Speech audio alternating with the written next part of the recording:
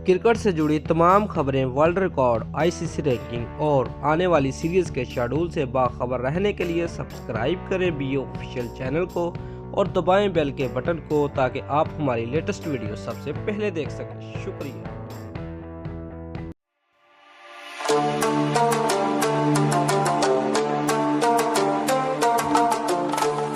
Viewer, तीसरा टी20 शादाब खान की धुआंधार बल्लेबाजी के बायस पाकिस्तान जनूबी अफ्रीका को तगड़ा हदफ देने में कामयाब हुआ।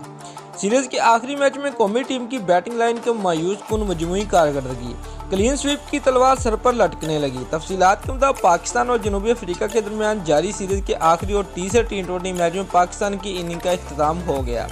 पाकिस्तान ने जनूबी अफ्रीका को जीत के लिए 169 रन का हदफ दिया। आखिरी ओवर में शादाब खान के 3 छक्कों के बाद पाकिस्तान 168 के मजमूए तक पहुंच पाया।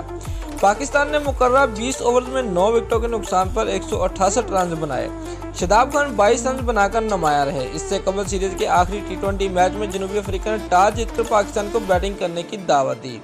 तफसीलात के मुताबिक पाकिस्तान और जनूबी अफ्रीका के दरमियान तवील क्रिकेट सीरीज का आज इख्तिताम हो रहा है। आज टी20 मैच से सीरीज का इख्तिताम हो रहा है। जनूबी अफ्रीका ने टॉस जीतकर पाकिस्तान को पहले बैटिंग की दावत दी है। पाकिस्तान ने सीरीज के आखिरी मैच के लिए टीम में 2 तब्दीलियां की हैं।